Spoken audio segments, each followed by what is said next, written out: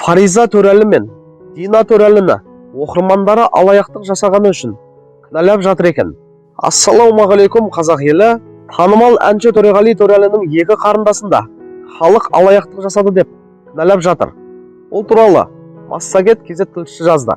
Әлеуметтік желіде өз аудиториясын тауып үлгерген танымал блогер Фариза Төрәлі жақында оқырмандарын алаңдатқан сұраққа былай жауап берген болатын. Алаяқтар, өтініш, алданбаңыздаршы. Түрлі таргет жүр. Менің атымнан жарнама жасап, көрсеңіздер, шағымдану батырмасын басыңыздаршы. Ал енді Төреғали Төрәлінің екінші қарындасы Дина Төрәліге оқырмандары жауапсыздығы үшін шағымданған. Адам біреуге кінә артпас бұрын, өзім бәрін дұрыс жасадым бекен деп, неге ойланбайды екен осы? Сөйтіп отырып алып, коммент жазады.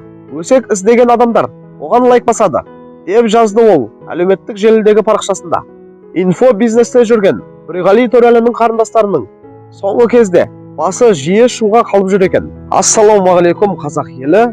Енді жұмыс бар жерде міндетті түрде сында болады. Сын болмаса, ол жерде ешқандай жұмыс жоқ деген сөз.